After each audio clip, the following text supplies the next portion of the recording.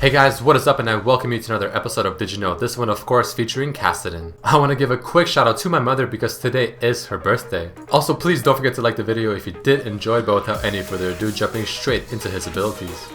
Kassadin's passive reduces magic damage by 15%, but remember, this reduction is taken into effect after the MR reductions have been applied first. His passive also stacks and refreshes if he ever takes magic damage again within the 4 seconds, meaning that he can actually get quite a bit of attack speed from his passive. A fun fact with Kassadin is that the missile speed of his Q ability No Sphere is 1400, while something like Morgana's Q is only 1200.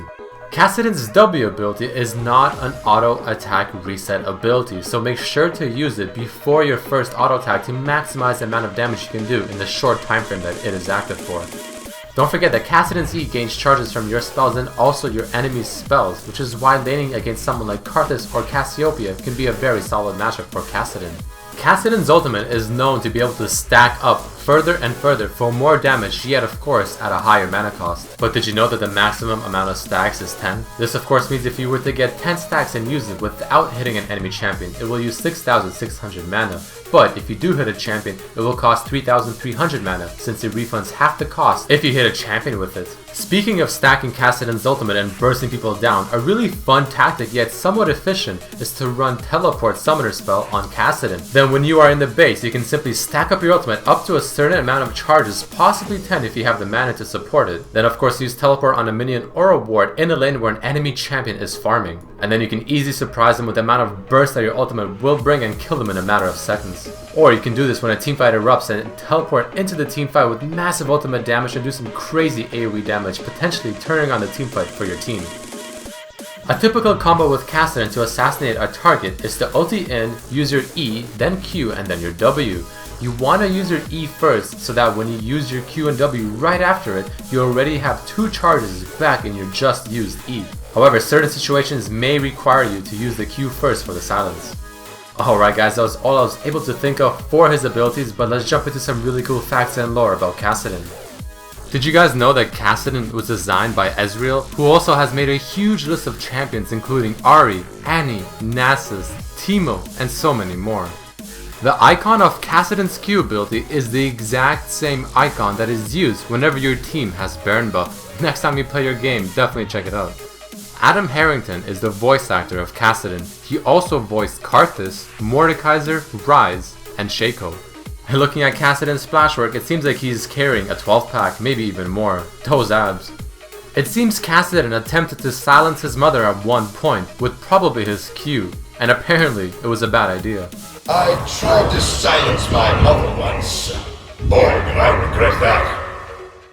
Kassadin was once a human before he turned into what he is now, thanks to the Void. The Void is a place that is feared by people due to the horrors that it contains, and the knowledge about it has been hidden and forgotten by most, yet some people, like Kassadin, pursue their search and discovery of it. Kassadin was a seeker of forbidden knowledge, yet after following many trails it eventually led him to a forgotten place called Ikathia. He became one of 2 people to ever enter and still live to tell the tale, the other of course being Malzahar. Ikathia is a lost city that is believed to be in the southern half of Valorant, a place many explorers are trying to discover currently. The city is considered to be a decaying Cyclopean city. During his time there, Kassadin has learned secrets he will never share and began fearing the visions that he saw there. With the Void in the area that he is threatening to consume him, he simply let it in hopes to save himself. He ended up overcoming it, yet emerged something more than a mere human. After learning what he did in this area, he began to protect Valorant from what he learned and things that he saw that are coming out of the Void, such as Cho'Gath.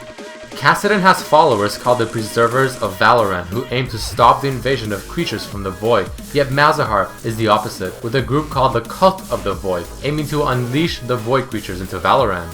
Zaunite officials, from the city of course Zaun, speculate that Kassadin's daughter was captured by Malzahar for a sacrificial ritual, and she is trapped in the Void. Kassadin and Malzahar had fought outside the Institute of War, yet they were stopped by the League's educators. Apparently, Karthus was there as well to protect the Inhibitor, but of course referring to something entirely different than the Inhibitors within the fields of justice. Kassadin's festival skin was released to celebrate the 2010 Winter Olympics. Kassadin's Deep One skin refers to the Deep Ones, who are frog-like beings that live underwater in the Cthulhu mythos. Pre-void Kassadin is of course how he looked like before letting the void consume him. Harbinger Kassadin represents a corrupted version of Kassadin, how he could have potentially looked like if he joined Malzahar in his group after Malzahar's several invitations. Alright guys, that unfortunately does mark the end of this episode of Did You Know featuring Kassadin. Please don't forget to like the video if you did enjoy it, and also tell me down below who you would like to see in the next episode. I'm also thinking of doing another theory type video similar to my Zed and Noctur one, except with obviously 2 different champions. Also, I'd really much appreciate it if you guys can follow me on my Facebook, Twitter, and the Nook pages. The description down below does contain the links. But as always, I hope you guys enjoyed this episode, and I hope to see you next time. Peace!